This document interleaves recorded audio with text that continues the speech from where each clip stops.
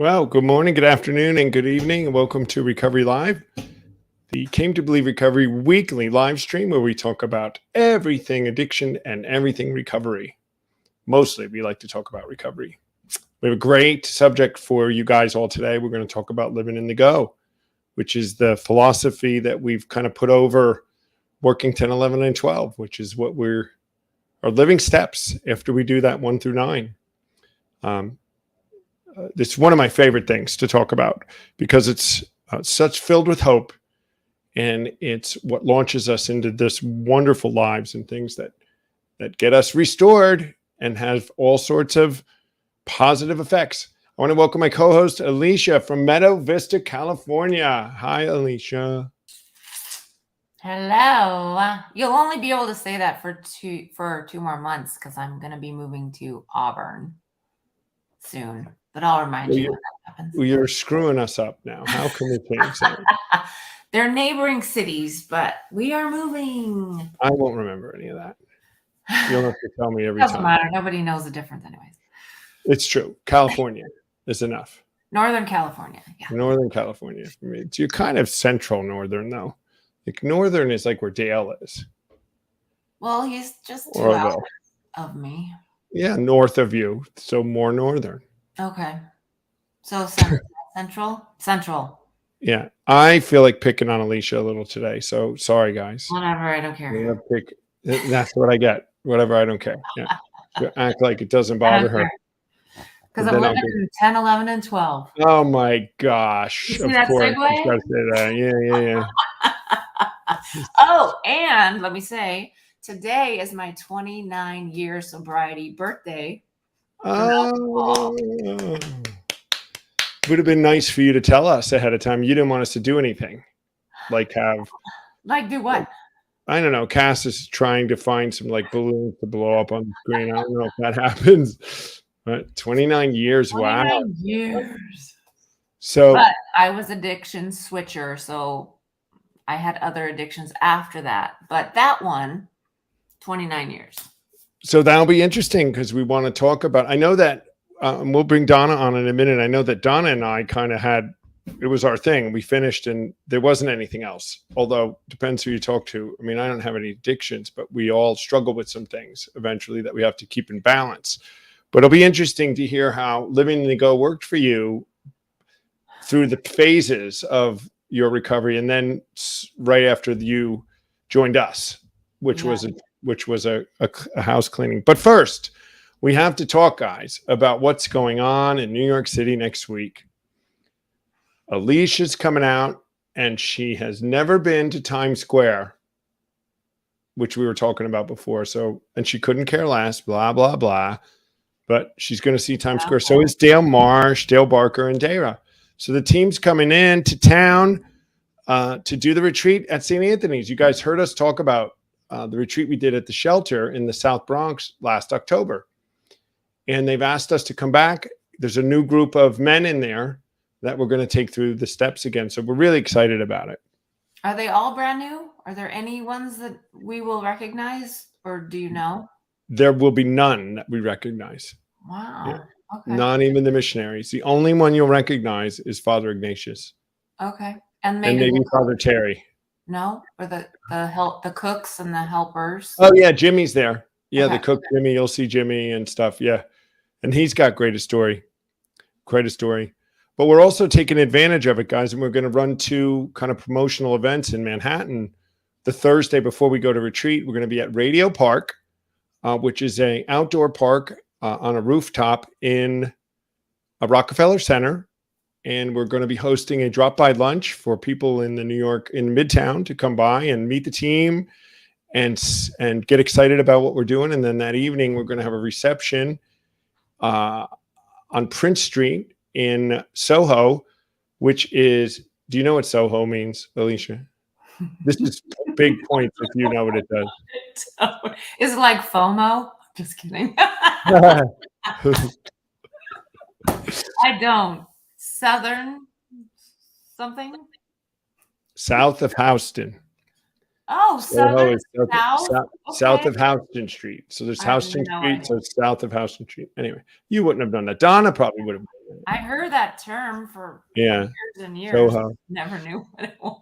So somebody told me he was at UES yesterday. One of my New York friends. I said, "Where are you? Are you in Midtown?" He goes, "I'm in UES." I'm like, "What's UES?" More like Upper East Side. Oh. I'm like, "Oh, I know." I was like, UES. I'd never heard that before. You'll probably use it now. That's kind of cool.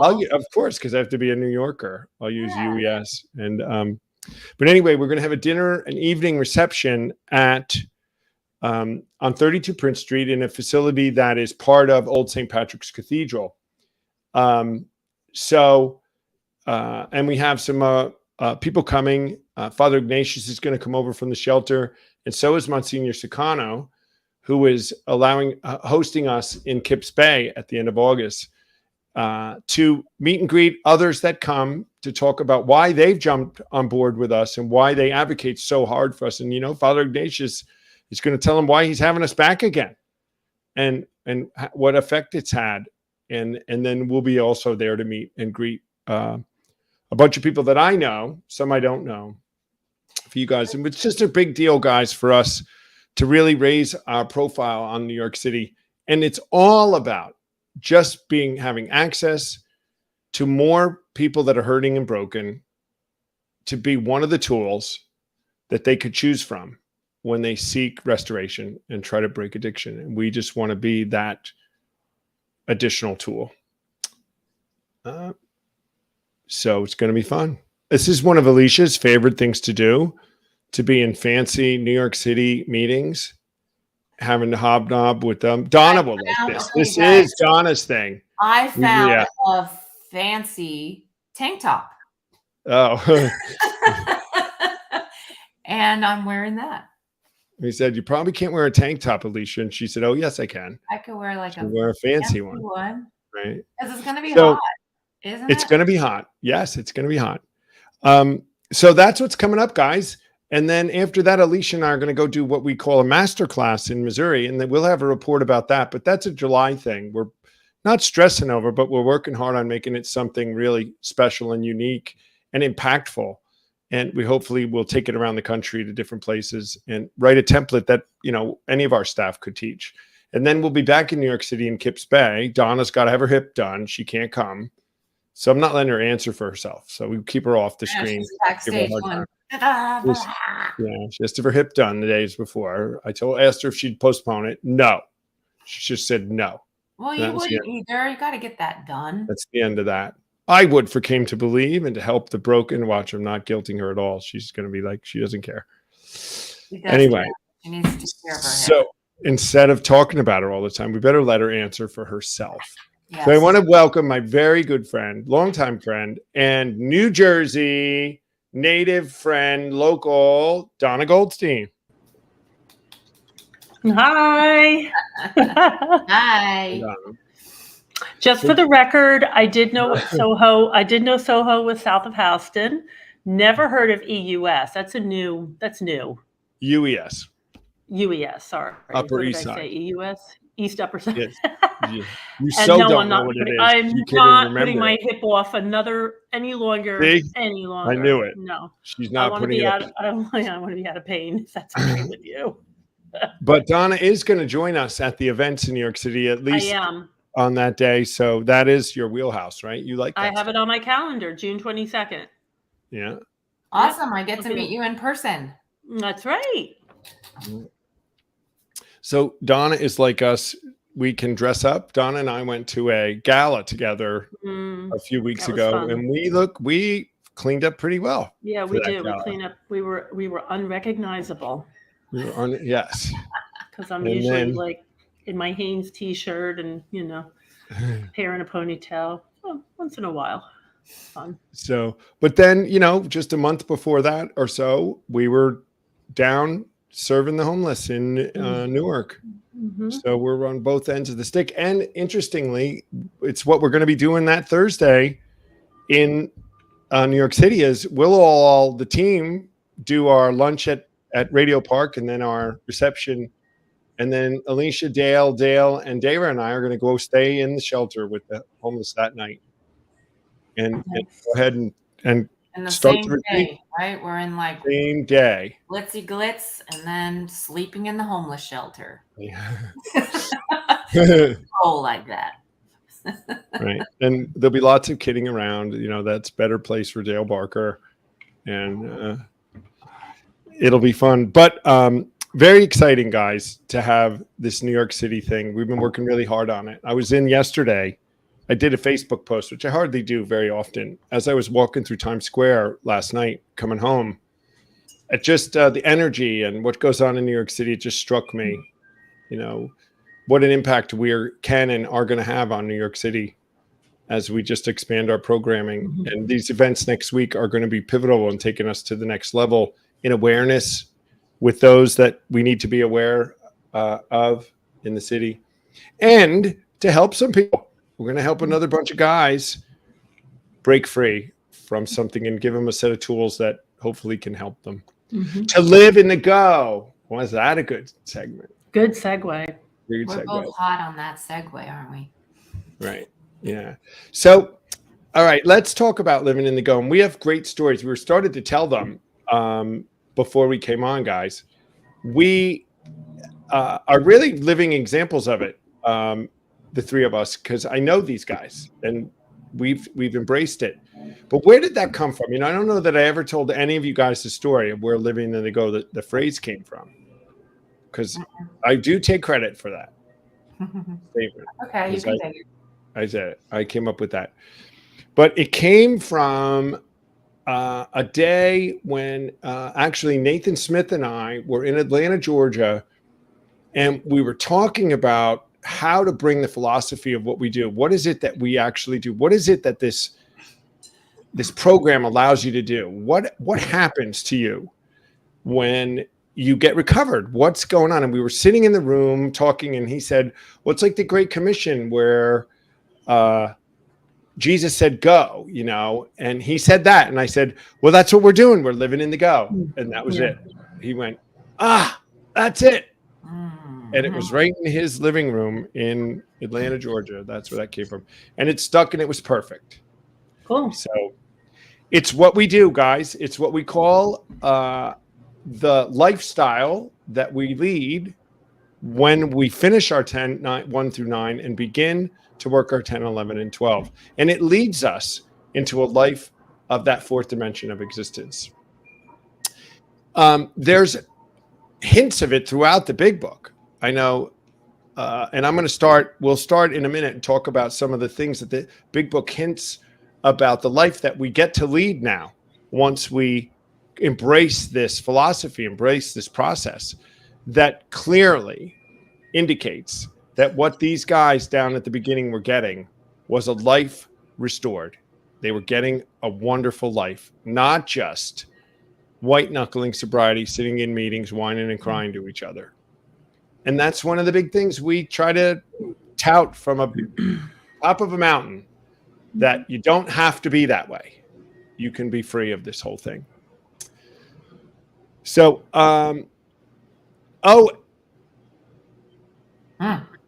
Don, Alicia's 29 years sober. Donna, how long are you right now? 8. Donna's 8, and I have 17. 17? Yeah, 17. So let's talk a little bit about living in the go. Let's talk about what it means to you today. Just overall, like what, because we've done some things, and we'll talk about the particular things we've done. But like, what does living in the go mean to you today, Alicea? Oh, freedom. Thank you, Sarah. Freedom. He prompted you. That's it. Drop the mic. Done. Freedom. Living in the go, I would say, because I was analyzing, of course, as you were talking, and thinking, I still feel like before I was on process of doing things and accomplish things and being busy and doing stuff, which could be, some people might think that was living in the go. But looking back, comparative to my perspective now, I was miserable doing that. So living in the go now to me feels free and not burdened by people pleasing, because I was living in the go then to people please and look at me, and then that still slips in, let me be honest. But now it's more of a freedom and more,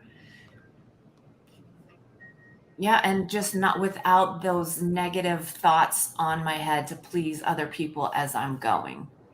And I'm kind of doing the same things, but now it's kind of, I feel like I'm accomplishing them better because I feel more at peace with people. Because most of my stuff lately has been relationships. So I'm building relationships with my husband to mend stuff that, because 29 years of sobriety with alcohol, but only 4.5 with eating disorders.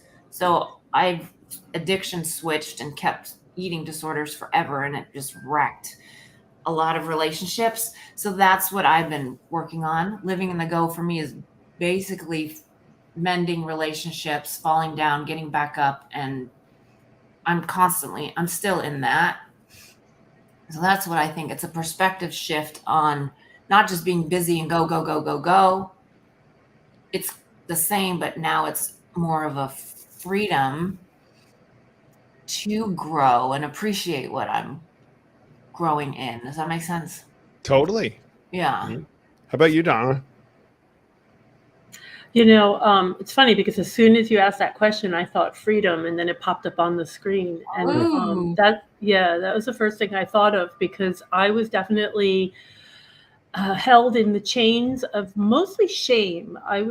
Shame is a huge part of addiction, and I know I grew up with a very shame-filled environment. So for me, living in the go meant that any of the past shames that I had were gone.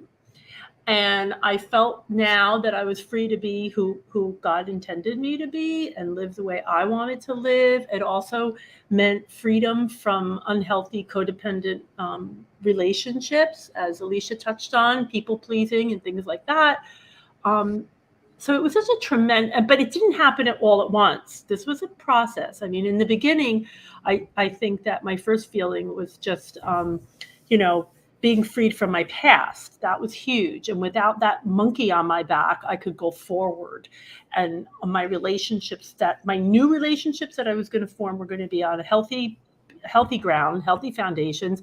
And the old ones that had some unhealthy characteristics were going to change with the help between me and God and my other fellows, but for the most part, it definitely meant freedom to be me. Yeah, that monkey off your back is something that I felt too. I had that shame in it. The shame and guilt and unworthiness was a big one, that I wasn't worthy and I didn't matter and I couldn't do it. And I was not as good as, and I was less than. And the first thing that I realized was those are false. Those are lies about who I am. And then the practical things taken, I was prompted right away it's one thing, going to meetings and sharing all, but I was prompted to go get my life back. I was prompted to do practical things to begin to turn the tide of that stuff and take this newfound freedom and start, taking it out for a drive and see how it worked. With I used short-term goals and long-term goals. I remember my sponsor saying, let's make short-term goals and long-term. I don't know about you guys, but when I first got sober, I didn't have any really experience at success at some things. So if you gave me a lofty end thing to do, I don't know that I'd have been as excited. We need what we need when we need it. We still do, right? As addicts, we want it yesterday, whatever it is. So, I was thinking about going back to college and how would I graduate? And he was saying, why don't you just go get your transcripts first from the first thing, and see if you can even get in, let's do step minus 0.01 and then we'll go to the next steps. And it kept my focus right. But that's how I quickly jumped into practical things. And then we made a plan to pay off debt. We made a plan to make the amends I had to make right away and continued to open the freedom. But quickly, I had to start doing some things that showed me I was worthy, I was capable, And as soon as you start having a little bit of success, it does suck you in. It sucked me in because I could success. It was that discipline phrase we use, Alicia, from the book that, you do with what skill you have now that eventually leads you to do what you don't have skill to do later. So you have to start small. So right. I did, and I built on it. When you were talking, it was spurred me to step 12 of like practice these principles in all our affairs. Because you said it's not just going to meetings. I mean, it might be for some people, but then eventually we have to say, okay, what am I doing outside of my meetings? How are my relationships? How are my finances? How is all the things. Mm-hmm. And yeah, which like you said, breaking it down, but eventually we need to look at all the things, because if our marriage is crap but finances are great and I'm going to 20 meetings a week, okay, but look at this, what is this? So that's important to notice too, not as a scary thing, but realistic. Let's be honest, look at your life, what's going on. Well, the promises should come true in all aspects of your life at some level. Yeah. So for me, I remember before I came into recovery, I went to therapy because I didn't really think I needed recovery. I just think I thought I needed therapy, and my therapist kept suggesting that I go to meetings. But anyway, one of the things that he said to me that really stuck with me was, whenever you're going to try something new, whether it's behavioral or professional, start out small with safe things, and that was really good advice. And that's what I did. Like, I wasn't going to mess around with the really difficult relationships I was in. I started practicing my newfound freedom and my new self with people that I felt really safe with, not the difficult relationships in my life, but people, things like that. And it was really remarkable that I learned for the first time. This was a huge thing for me. I learned how to say what I meant and mean what I say, but don't say it mean.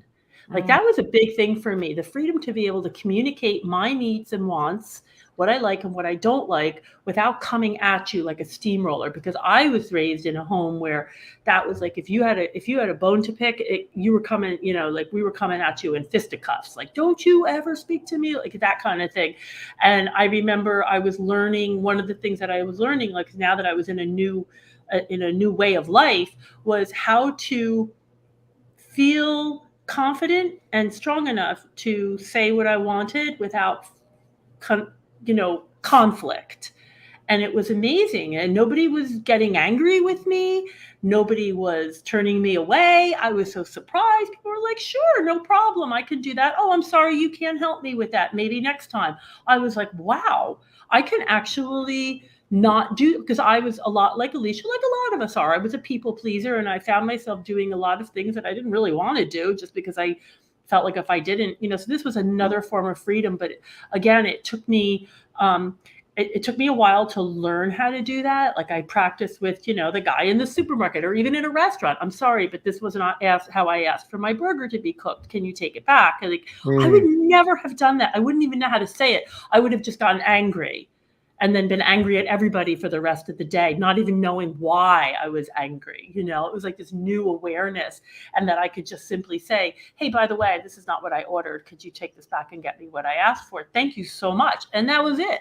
Like that, I know to some people, they're like, big deal, I do that all the time. But to me, that was huge. Just taking that little assertiveness and not feeling like I was being a jerk for doing that. Like, I remember when I was drinking, if anyone ever voiced what they wanted or needed, I would think, oh my God, she's such a difficult person.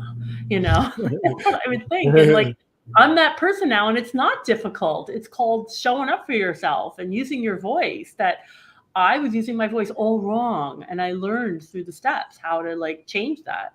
So that was a little baby step, but I started with those safe things, the guy in the restaurant, the lady at the checkout counter in the supermarket, or whatever it was. And then I could slowly move into other areas of my life, my relationships with my siblings and my spouse and my friends, where I could stand up for myself. But it was really difficult at first. Don, it's funny that I remember that too. I would say to myself, I can stand up for myself here. And then I think, when other people stand up for themselves, do I think badly of them? No, I kind of respect them. Like, so what am I worried about? Yeah. They don't care anyway. I can stand up for myself and take a boundary, and no one's going to do anything. They're just going to say, okay. Yeah. Which happens more times than not. And you're like, oh. Pleasantly surprised. Yes. Right. I have a say about this part of my life. And people still want to talk to you. They still want to be your friend. It's not like they're going to like unfriend you and all that. And it was just like, wow, I can do this. Like I don't have to go around being afraid of people, places, and things because they might get me to do something I don't want to do or that I'm uncomfortable. I can just say I'm not for me or whatever. It's I want to get into some of the real practical things, because we've touched on the emotional freedom, the freedom that we got after we left addiction, that allowed us to be in a place now where we could do some things, right, and begin to act on it. And I just wondering, when I look at this picture, one of the things that I find surprising, or I like when people will say to me, is I'll often have somebody say to me, we can't even picture you as a drinker. Like, you don't even, it's so hard for us to picture. So I'm looking at you guys going, like, I didn't know Donna when she drank. I didn't know. I've never, even though we lived in the same town, I don't know that we ever crossed paths during drinking days. We might have. Lucky sometimes, you. But yeah. Oh, lucky you, right? And I definitely didn't know Alicea and any of that. So you guys are like, it's hard even for me to be like, they drank, because your lives are so far away from even the behavior around any of that it's shining examples of what this is supposed to be. And you're walking out this thing called living in the go. I have a funny story about that real quick. Can I say it really quick? Of course. You can say Last it long. night, because my husband, we've been married almost 10 years. He didn't know me as a drunk. So last night I was like, oh, tomorrow's going to be my 29-year sobriety date, blah, blah, blah, blah. And then he made a joke. He's like, well, if you make it, this was like last night, I have one more day. And then he goes, I better not hear you get up and then hear the ice in the cup. And I go, who needs ice and who needs a cup? Like, whoa, like, yeah. That's a classic normie, right? He thought you were, he thought you were like a delicate drinker. Yeah, he is a normie. Like, right. Yeah, no. That's great. Oh, I do like that. Who needs, and we totally get that. Yeah. Find the bottle and start swigging. Yeah. So true. So one of the things I did when I got back, it was a big deal, was no one in my family I was the only one in the family who didn't go to college. And I just thought those days were gone. That ship had sailed at 42 years old. That was never going to be a reality for me. I had no experience being really successful at school because I just didn't do it. I just didn't show up. I think I always knew I could do it. I just didn't. And this new freedom, this new release I had, this new manager that was inspiring me and allowing me to realize maybe I could do some things. It seemed possible. So I did go back to college, and that was living in the go for me. I went and got my bachelor's and master's degree, which helped me to move my life into all sorts of different categories and ranges and meet different people and just have a different intellectual perspective on things and just know more stuff. It's good to just know stuff, right? And it taught me discipline and hard work and responsibility, and how to deal with stress and time limits and stuff. School is tough as an adult when you're working full time too. So that's one of the big things I did. What did you do, Alicea? Did you make some big changes after your drinking and then bigger changes after you quit really everything? I don't think I made big changes after I drank because I had the other addiction that was even bigger than drinking for me. So my life just got worse, actually, for 20 years. Wow. But in the last 4.5 years, when I finally let go of the eating disorders and food obsession and starvation obsession, that's when it kind of turned. But nothing big, like I didn't go back to school, but I just felt the freedom and I was doing the same things. I'm still exercising, but now I'm finding a way that makes sense for me, and I still love it. I just don't do it for 38 hours a week. I'm down, way down from there. And just relationships, like I said, basically I'm learning how to communicate. Like Donna, you were talking about those little things that seem silly to people. I'm still doing those things today. Last week, I was getting a massage and I was embarrassed to tell her to turn the heater on because I was cold. And I'm like, just say it, just say it, just say it. And then I said it, but I'm practicing exactly what you're saying, asking for the right Starbucks drink and it's still really hard for me. And I just like, this is ridiculous, but that's okay. That's where I'm at. Yeah. And relationships, talking to people is very hard. So I'm in Toastmasters too, and throwing myself into that. I'm learning how to public speak, and I'm doing impromptu speeches, and I'm teaching at retreats, and I'm loving it. So it's kind of like learning in that space of being so afraid, but doing it anyways. And that's what I do. And I probably would have done it before, but not have that joy after. I would have beat myself up. Look how bad I am. Now I grow from it and still grow. So that's kind of my stuff. More of dealing with the fear of people. I have a huge fear of people. Yeah, I was just thinking, like, when Tommy was talking about when I was drinking, my world was so small. Like, it was minuscule. I had my home, my children, my alcohol, wherever it was that day or how I was going to get it. And like a few things I did outside of the house, like I would go work out or I would go to school activities, kids games, things like that. But as far as anything outside of myself, my world was just very tiny. I kept to myself. Most of my days were spent, just trying to get ready so I could start drinking again that night and fixing or cleaning up whatever disaster I created the night before. So my world was very, very tiny. And one of the things once I got sober, as I was telling the story earlier to Tom and Alicia about how my sponsor was like on my back about getting a job, and I did not want to work. I didn't have to work. I didn't. What was I going to do? And again, coming from this little tiny microcosm of me and my children, like I was the big boss in my world because I was the adult in the house, or that's technically what I was, but not really. And but I did. I got a job in fitness because that's what I wanted to do. And I have to say this: Tommy helped me get a job at a gym where he was. He wanted the credit for that. He wanted the credit for that. No, but he really did, because I went to him and I said, I think this is the area which I want to pursue. I did something completely different in my former life, but this is what I want to do now. And so he said, I think I can help you. And he got me in very entry-level job at a nearby gym, a really good gym, but a very entry-level, but it was fine. You know what? It was the perfect job for me to have because didn't require a lot of skill. I think I was just scanning badges as people came in and folding towels, but it was enough for me to be away from my home, have accountability, show up. And there was like that first paycheck. I was like, oh my God, like I got paid. Like I worked before I got married and even while I was married, but this was different. And so little by little, like that gave me enough, like we talked about baby steps when you're trying, like my therapist told me, baby steps when you're doing something new. That was a perfect job. It gave me a little bit of humility.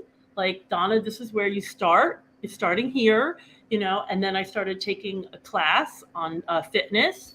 And then I took another class and then another class. And then before you know it, I had my a certification in personal training. I had a certification from one of the top organizations in New York City to teach Pilates. And I got a certification for group fitness teaching, right? And then before I knew it, this woman whose world was very small, I was like just the big mom in the house, the big drunk mom. Maybe I helped out at some baseball games.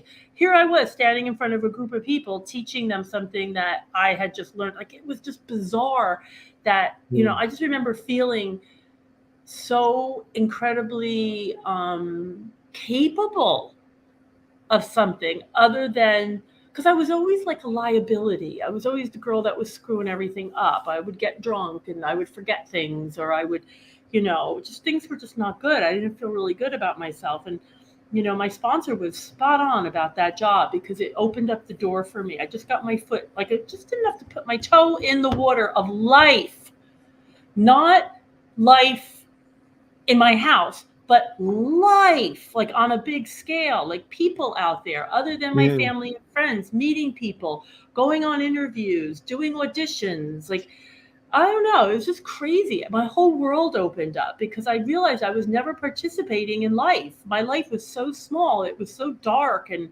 really kind of boring now that I think about it. But, I was living life the way everyone else was without looking for a drink at the end of the day.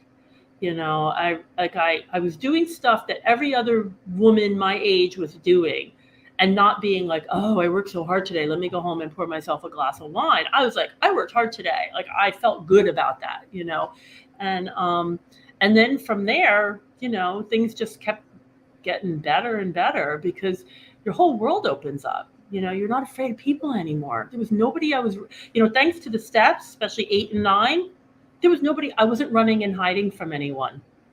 So I could go anywhere. I could do anything.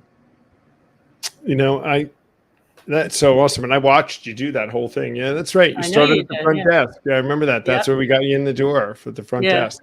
And then you started taking all those courses, but you were in the door. I was in. Then you were in. Yeah. Some people, they get sober and they need to learn life skills. They got to learn how to do a resume. Got to learn how to balance a checkbook. They got to learn, how to be an interview at a job, even learn how to work, how to just sign a lease, how to be renting, and that's all living in the go, guys. It's all that people that we find when they get sober. Steve Foreman always talks about the 6 hours in the day that you get back when you stop drinking. What are you going to do with your 6 hours? Yeah. Right. To take it back. And it's a challenge for us. And we still say that today. And that's the place where living in the go resides. It's in that forward progress out of wherever we are to the next step. And that's any category, right? Alicia didn't go to school. Donna didn't go to school. I went to school, but I didn't do what Donna did. I didn't do what Alicia did. And by the way, Alicia says, I didn't really do that much. She speaks in front of 100 people now, like effortlessly. She was the host of the last retreat. She goes around the country and teaches everywhere. She's going to be in a homeless shelter next week. So while she doesn't think she did anything in these last 2 years, she has done a lot. I know. My husband tells me the same thing. He says, Alicia, look at you. I mean, maybe because it's me and it's just, I see myself, but he can see how I was 10 years ago compared to 3 years ago, compared to now.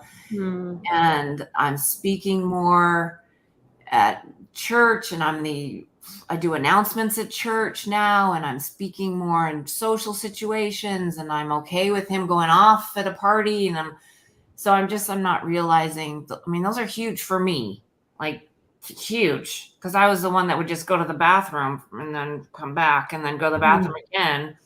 Because I don't want to talk to any of you. Yeah. The other thing I was just thinking about was like, it's not even just isolated to work. Like, even now, when I was drinking, I almost felt like another child in my house. Like, my husband had 4 children because I really was, I was like a loose cannon. Like, he just didn't know, like, when he came home from work at night, what I would be doing or what, I guess it was kind of scary for him too, but I'm sure it was. But so I behaved and felt very much like another child, because that's kind of how I was behaving, and I allowed myself to slip into that position. But then when I started to take on more responsibility and started living my life like as an adult with other adults now, and I even remember when my kids were little, if you think about a family tree, there's mom, dad, and then you have like the kids, like, if you draw it out. And I used to like to go from mom and dad, and then I used to like to bounce down and be with the kids for a while, and like kind of be like one of them and talk about, what a jerk dad can be, and like, bad stuff, but, bouncing back and forth. And one of the things, once I started going to work and showing up for life and taking responsibility and stop blaming everybody else for my problems and taking ownership, I got up in that mother, wife, spouse, partner role, and I stayed there.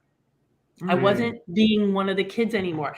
And then in addition to that, now I'm working in the outside world, and I'm gaining a little more respect from my spouse as well as from my children. And then now when I wanted to make decisions about what to do with my free time, I was making the calls, not my husband / sometimes dad. Because that was the role he didn't want to be my father, but I was acting very much. But once I took on my adult role and stayed in my adult role, right, I was able to, so today, if I want to do something, if I want to go, I don't know, to Florida to go visit some friends, or a girls' weekend in Tennessee or something, I go. I can do anything now. I can get in my car and go visit people. Not that I was ever told I couldn't, but I was too afraid to do anything outside of my little minuscule world. Like, I can go, I feel now that I pretty much, I'm open to anything. Like, I can come and do anything I want. A retreat? Okay, I'll come do a retreat. I make the decisions now because I'm responsible for myself, which I never was. I let myself be cared for by someone else, and now I take care of myself. So that was another big thing for me, was getting in my adult role and staying there, because I used to like to jump out of that and be a kid sometimes. Putting your big girl pants on and big boy pants on. I mean, I think that was a good point that you made, though, Donna. It's really important that we kind of showed up for life and became adults now and had to be responsible. And it was, all right, it's time to step out of that addict, blame everybody, do everything role, and be part of the rest of the world that has to be responsible. And then go do what you got to do to fix that, and go do what you do and be successful. And you can do it. Right. And you got to go to meetings and help people, but you're recovered. Go take your life back. Yes. And I'm going to add this. As a recovered woman who has taken her life back, and I live in the go, and I still make mistakes. I still get things wrong. But the difference between me now and then is that when I make a mistake, number one, I own it and I fix it myself. I don't go to someone else, like my boss or my husband or somebody else, and say, oh, I did this and now it's a mess. Here, like, I fix my own problems. Like, if I have to Google it, if I have to call someone, I figure out how it can best be taken care of, and I take care of it instead of looking for someone else to clean up my mess. I clean up my own messes today. That's living in the go. And we're running out of time. We'll have to come back and keep going. I mean, living in the go should be a running topic for us. Yeah. But one of the things that helped me, and it's part of this 10, 11, and 12, is that step 11, which is that conscious contact with God and praying only for the power of his will for us, or the knowledge of his will for us and the power to carry it out. I know that was strong for me, which was, where did I get the power? How did I start to let this new manager manage in my life, and watch the decisions I was making, and watch how I transformed the way I was making decisions with this newfound inspiration I had, I'm going to call it. And with this new manager coming in, it was a huge part of making the decisions that I make, and even a huger part. Huger? Is that a word? Huger? More huge. Bigger part. Yeah, more huge, bigger part today in what I do. And it's also allowing me now to even more analyze my identity and make sure that I'm in my identity, and watch the decisions and things that are happening, and make sure it's, what was Tom put on this earth to be and do? What's my wheelhouse, as it were? And am I doing it? And if I'm not, how do I do it even better? And when I stepping in even more into my wheelhouse, I'm watching things even change even better. We might do a whole show on step 11, but I know that's the case with you guys, right? I mean, we're not willy-nilly making decisions anymore. We are using this new manager. I know I am. Very carefully, like really carefully now. I would say that I check all my thoughts before, if I'm thinking something, just here, because it all starts right here, right? We know that. That's where the addiction starts, where everything starts right here. And so I monitor and I'm very careful about my thoughts. When I catch myself thinking something negative or critical of someone else, I stop it. Like I stop right there, because anything I say or do going forward is going to be colored by that, But even like Tom said, like making decisions, I don't do anything impulsively anymore, unless it's something fun and it's not going to hurt anyone. Like if I want to just jump up and start singing or dancing, that's cool. But as far as even text messages, I am impeccable with my words, whether they're written or spoken. I try to be most of the time, because, I just think that's part of being sober. I think that's part of being a grown-up, and making the right choices, and like checking my motives and weighing everything. Is this good for me? Not just like, oh, I need to do this because this person asked me to do it, or I have to do this. Being able to say no or whatever. Yeah. But I think the thinking that's been a big thing for me lately, is just paying really close attention to my thoughts. And then asking yourself questions and then pushing it aside or processing. Like, as an example, there's times when thoughts come into my head and I'm falling back into maybe people pleasing, or what am I going to say, and nervousness and that kind of thing. So if you're in a situation like that, what do you do? Well, I'll stop. That's feeling that way. Well, because if you're in living in the go, now that's where your 11th step comes into play, because the 11th step tells us over and over and over again, pause. You pause. Why am I thinking this right now? What brought this on? Sometimes I won't even know that I thought something. I'll just catch myself maybe acting out in a way. Like maybe I'll drop something and I'll be really angry about the fact that I dropped my phone. And I was like, wait a minute, this anger is not proportional to what just happened. So there's something else going on here. Something else is bothering me. And so I spend a lot of time. I would say one of the things that I've been trying to do, and that I have been doing, is spending less time talking and more time thinking about what I'm going to say, or do I need to even say it? So when you're in thought a lot, you tend to, that's kind of what happens. You'll just think like, why am I feeling this way right now? What has just recently, I guess it's just mindfulness or awareness, of what's going on around me. And then that helps me to be impeccable with my words. And I have to say that over time it has served me well, because I think you behave more respectfully. And when you behave more respectfully, respect gets respect. Donna, I love that.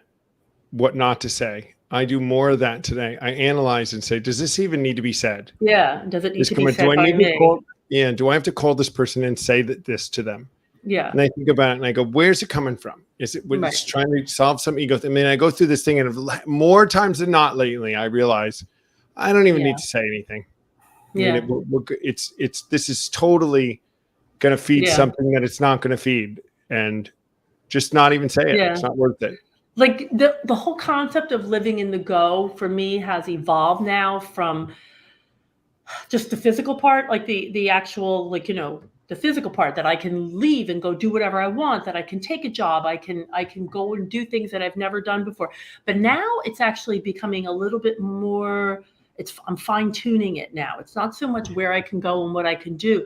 Now it's actually like living in the go means how I'm responding to situations. I'm learning now that when I talk to people, I don't have to fix their problems. I can be compassionate instead of condemning them or saying, oh, you ought to do this and you should try that. Like, it's just, I don't know. It's just changed tremendously, because it's gone from the bigger things in life. Now the living in the go is more a behavior, a thought. I don't know, I'm not making any sense, but it's No, more of you're making total sense. how I think and how I respond to people. And even respond to myself, don't be angry with yourself. You made a mistake, like just like working that. So it evolves, it goes from the large obvious things to sometimes just the smaller, and I'll be honest with you, I couldn't do any of this without the help of God. I couldn't, because I get most of my direction from scripture, how I'm going to respond to things and things like that. I learn that stuff from him. He speaks to me through his word, and that's where I get a lot of my direction from. Couldn't agree more. Yeah, it's really important to me. So. Acting, not reacting, right? Acting, not reacting. Not reacting or responding instead of rather than reacting. Yeah. I go in, that's so hit with me, Donna, that I think I couldn't have, I don't know, I wouldn't articulate that, but I have a confidence that's balanced. And I don't know if that it's a confidence in a bad way. It's a presence in life that I like. Walking through New York City, you could be very intimidated walking through New York City, that everybody is after you, or everybody knows more, everybody's scamming you, or everybody's this, or everybody, and you just have to be this little cog in a wheel, like just don't make any waves, just keep going. And I walk through the city and make waves by talking to people. Hey, how are you today? Like this openness, but that wouldn't have come without living in Indigo. That's an action. People on the street corner, hey, how are you today? And just smile at somebody.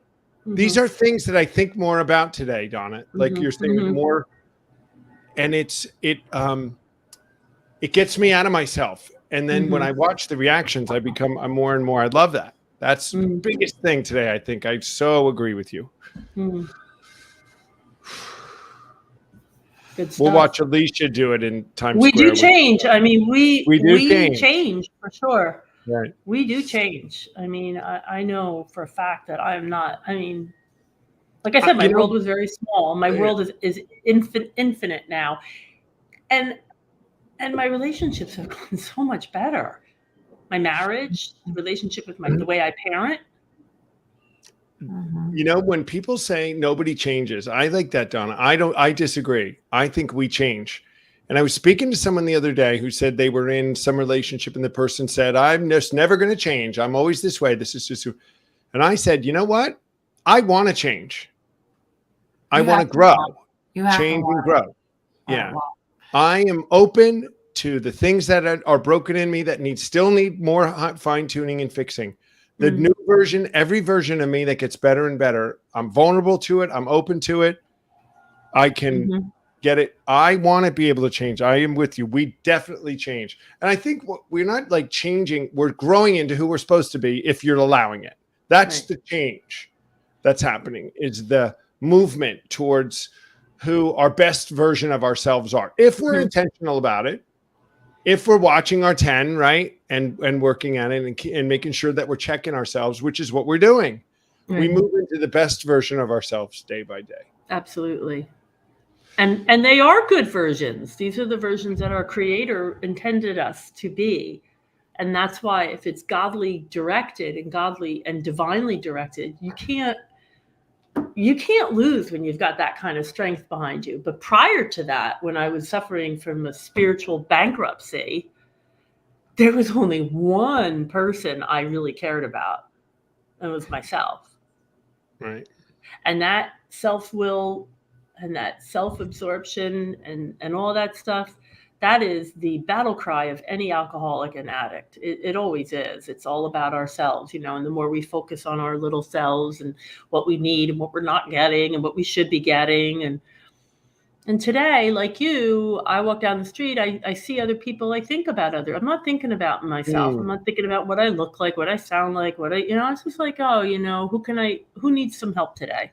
Who needs something I might have for them? Or who just needs to talk? And I know you do it because when I'm with you, you do it. It's not just talking. Yeah. And here's another thing. We used to do stuff like that. we would reach out and do something nice, but I was looking for something.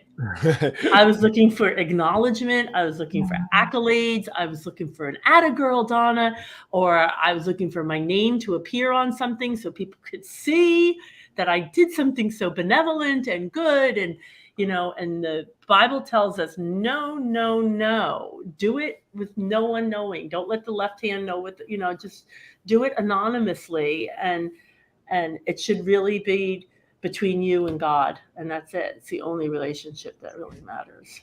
Frees us from self. Yep. Freedom from self. Yeah. Bondage of self. Of that quote, that's something like, who you are in private is who you are in public, or something like your thoughts and what you do alone shows your integrity and honesty, and outside as well. When nobody's looking, what are you doing? Yeah. So integrity is that you do the right thing even when no one's when no one's there. Yeah. So that's it.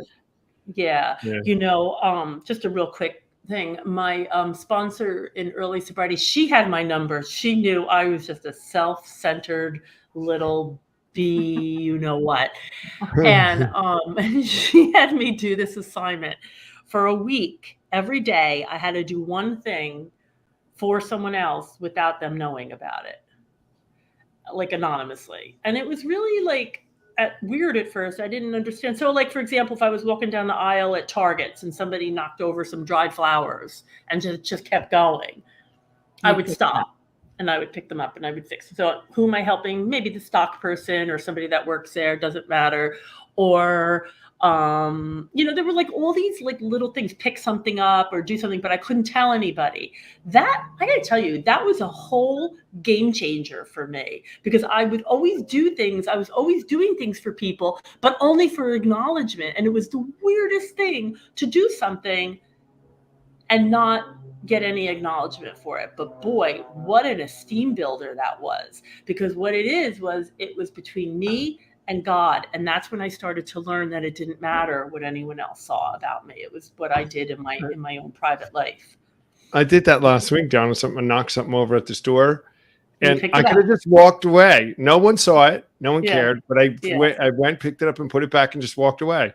Yeah, it's different. That's integrity, right? I felt like, and if you live with someone like Alicea, you could maybe, if you live with someone, your husband or your child, there's opportunities all day long to do stuff like that. I mean, I used to do stuff all day long, and then I'd give my husband a punch list when he came home, you know, and like little things for him, you know. And now I just like, this would make his life a little easier. Let me do this for him. I don't even tell him. It doesn't matter. I know, and he knows. Meaning my father knows, not, you know, so that's how we live, you know, that's life for us today. And we stay free and unburdened, guys. We didn't even get to what the promises tell us in the book, but they outline a life that's exactly what Donna, Alicea, and I are working towards living through today, every day, growing and getting better and being the best versions of ourselves. Thanks, guys, for coming on today. Wonderful. Thanks, Donna. We'll see you next week in the Bronx at our events. We'll be fancy on Radio Park and then down at Old St. Pat's. Alicea, we'll see you next week on Tuesday on Recovery Live before you hop on that big jet airliner with the Dara and fly out to the Big Apple to see us. Yeah. So everybody have a great week. You too. It was good to see you guys. Yeah. We'll see you again next Tuesday, 10 a.m. Pacific, 1 p.m. Eastern, and 6 p.m. in the UK for Recovery Live. Bye. Peace.